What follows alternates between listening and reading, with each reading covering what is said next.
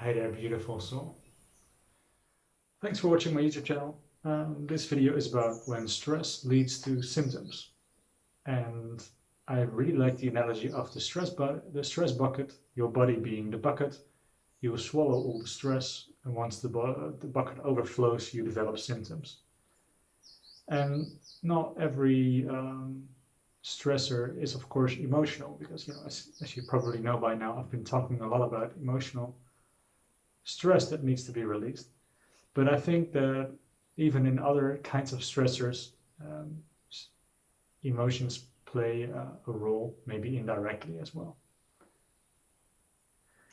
So it's important to recognize stressful behavior, especially in recovery, because you don't have a really big stress bucket.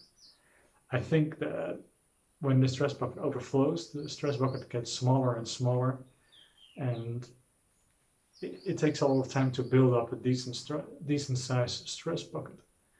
And it is not something that we should aim for, to have a big stress bucket, because obviously it's only a delay of stress release.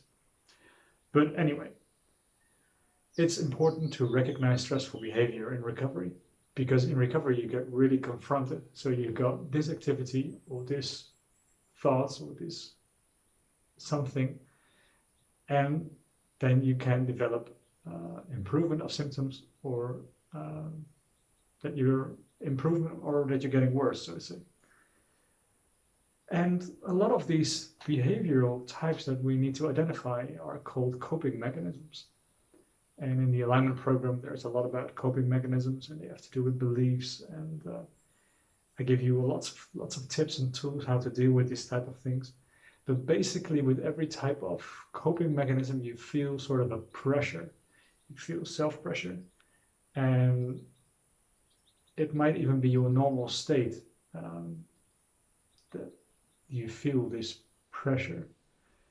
And if you would like to go back to your old life before recovery, then it already doesn't sound right, does it?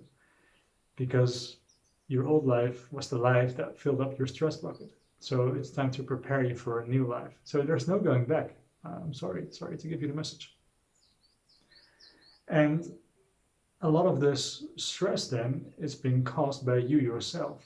And all the stress is actually internal. And we might be triggered, or something might cause us to feel this way.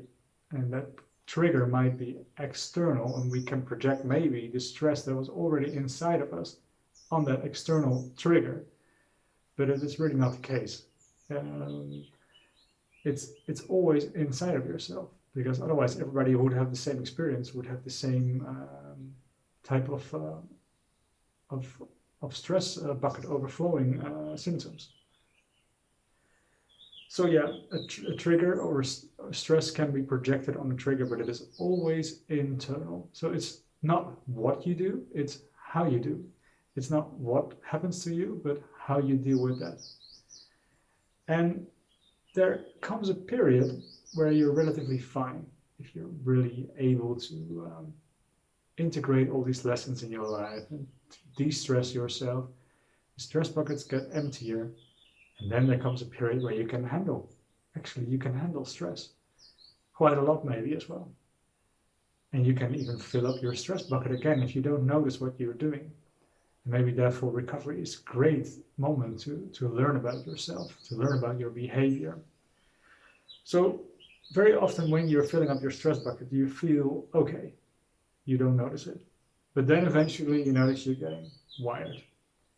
And if you then continue with stress, you push yourself sometimes in some way, you can develop symptoms.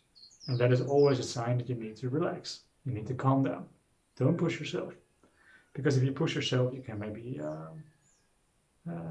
develop a crush, or you might feel, well, things can go downhill very fast then. So it's always a good thing to relax.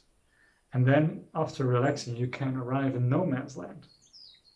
And you can read more about it on my website. I just love no man's land, because I'm not invisible for stress. There's still stress in my life.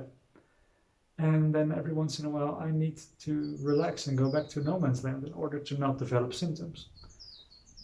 Or when I have slight headaches or slight pressure, I know, okay, I've done too much. I should take a step back, relax first, and then wait for no man's land to kick in. And I just love it nowadays. And if stress is another word for resistance, then even the way that we deal with our symptoms can be stressful.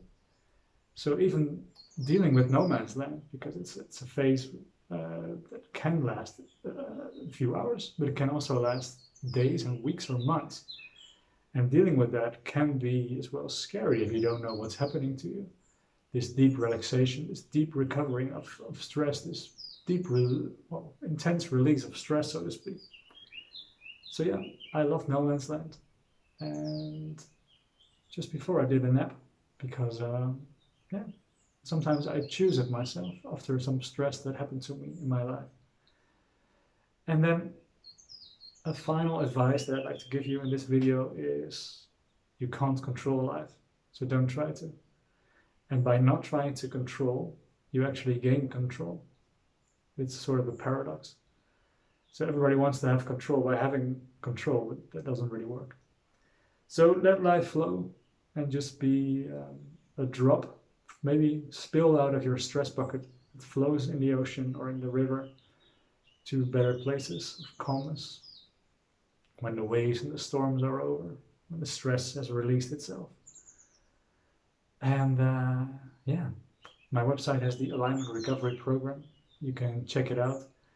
It has, I think, 50 or 49 habits, which all has to do about de-stressing yourself, but also getting aware of your programs and the way that you develop your symptoms and why they come, what they mean, and how to, step by step improve yourself. And yes, there are emotional things that I talk about, but they're only in the latter modules of the program, because first it's really important to get a really stable baseline for yourself. Anyway, I'm rambling again. Thanks for watching. If you'd like to support me, then consider making a donation, because everything that I do is open for free. It's all based on donation. There's a podcast, a Facebook group, meditations, website. There's a recovery program that you can do. So check it out. And I wish you all the best. And thanks for supporting me as well. Bye.